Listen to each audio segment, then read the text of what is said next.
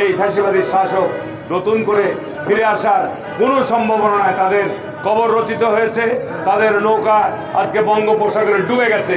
বাংলাদেশের মানবাধিকারের ব্যাপারেও তারা কথা বলে, কিন্তু যখন গাজায় প্যালেস্টাইনে যে হত্যাযজ্ঞ চালানো হয়, যখন জাতিসংঘে এই আলোচনার প্রস্তাব নিয়ে আসা হয়, তখন মার্কিন যুক্তরাষ্ট্র ভেটো দেয়। সুতরাং মার্কিন যুক্তরাষ্ট্র কিন্তু এই সিদ্ধান্ত যদি তারা অব্যাহত রাখে, তাহলে সারা পৃথিবীতে সমগ্র মুসলিমদের কাছ থেকে মার্কিন যুক্তরাষ্ট্র বিচ্ছিন্ন হবে।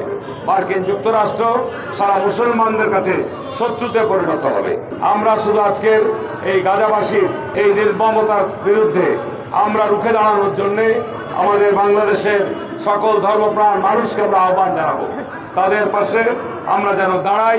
সারা বাংলাদেশের যে সমস্ত দেশ বিদেশে আমাদের প্রবাসীরা রয়েছে, তাদের পাশে যেন আমরা দাঁড়াই, তাদেরকে আর্থিক সহায়তা দান করি। তাদের যে গৃহ তারা হারিয়েছে, এই গৃহ নির্মাণের জন্যে তাদেরকে যেন আমরা সহায়তা দিই। তার কারণ আমাদের জায়গা থেকে তারা বহু দূরে অবস্থান করছে। আমাদের মধ্যে যে ভ্রাতৃত্ববোধ, আমরা মুসলমানরা ভাই ভাই, সুতরাং এই বিশ্বাস নিয়ে আমরা তারা আমাদের ভাই ভাই, তারা আমাদের ভাইয়ের মতো, এই বিশ্বাস নিয়ে তাদেরকে আমাদের এই জুলুম, এই নিপীড়ন, এই নির্যাতনের বিরুদ্ধে আমাদেরকে অব্যাহতভাবে সোচ্চার থাকতে হবে, প্রতিবাদ থাকতে হবে।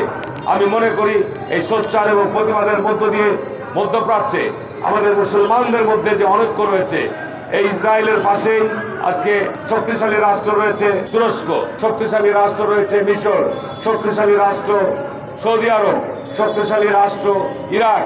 চারিদিকে আমাদের মুসলিম অধ্যুষিত রাষ্ট্রগুলো যদি ঐক্যবদ্ধ হয়, তাহলে এই নিপীড়ন নির্যাতন যেভাবে চলছে এটি বন্ধ হয়ে যাওয়া সম্ভব। কিন্তু আমাদের সেইখানে স্বার্থগত দ্বন্দ্বের কারণে আমরা সেখানে অনৈক্য রয়েছে। আমাদের ইসলামিক সংস্থা সেটাও আমি মনে করি খুব দুর্বল অবস্থায় রয়েছে। আজকে এই নিপীড়ন নির্যাতনের ব্যাপারে ওআইসির কাছেও আমাদের আহ্বান থাকবে, তারা যেন এ ব্যাপারে শক্ত পদক্ষেপ গ্রহণ করে এই নিপীড়ন নির্যাতনের ব্যাপারে মার্কিন যুক্তরাষ্ট্র তার মিত্র শক্তিকে এই নিপীড়ন নির্যাতন থেকে সরে আসার আহ্বান জানায়। বাংলাদেশে দীর্ঘদিন যাবৎ যে ফ্যাসিবাদী শাসন, যে দুঃশাসন বিদ্যমান ছিল, দেখেন আমরা যেভাবেই বলি না কেন, গত জুলাই আগস্ট একেবারে আল্লাহর সাহায্য ছাড়া এই স্বৈরাচারী শাসককে আজ বিদায় করা যেত না। এই স্বৈরাচারী শাসকরা এমন বিতর্কে পদার্পণ করত যে তারা তাদের মৃত্যু পূর্ব পর্যন্ত তারা বিদায় হবে না। কিন্তু এদেশের ছাত্র জনতা বুক পেতে দিয়ে নিরস্ত্রভাবে অস্ত্রের মুখে তারা এই স্বৈরাচারী ফ্যাসিবাদী শাসককে উৎখাত করেছে। আজকে এই ফ্যাসিবাদী শাসকরা নতুন করে ফিরে আসার চেষ্টা করছে, কিন্তু এই ফ্যাসিবাদী শাসক নতুন করে ফিরে আসার কোনো সম্ভাবনা নাই। তাদের কবর রচিত হয়েছে, তাদের নৌকা আজকে বঙ্গোপসাগরে ডুবে গেছে।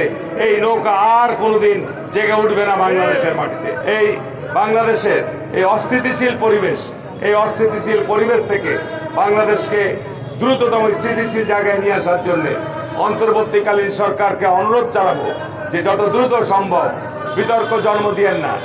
স্থানীয় নির্বাচন আগে হবে না জাতীয় নির্বাচন আগে হবে, সংস্কার শেষ হবে না আগে নির্বাচন হবে, না আগে বিচার হবে না তারপরে নির্বাচন হবে, এই সমস্ত বিতর্ক জন্ম না দিয়ে যত দ্রুত সম্ভব জাতির মধ্যে একটি স্বস্তি, একটি জাতির মধ্যে স্থিতিশীল অবস্থা ফিরিয়ে আনার জন্যে অতি দ্রুত নির্বাচনের দিন তারিখ ঘোষণা করুন এবং নির্বাচনের আয়োজন করুন। একটি অবাধ এবং সুষ্ঠু নির্বাচনের মধ্য দিয়ে জাতি যেন তাদের জনগণের প্রতিনিধির মধ্য দিয়ে, জনগণের ক্ষমতায়নের মধ্য দিয়ে দেশ পরিচালনার পথ তৈরি করতে পারে।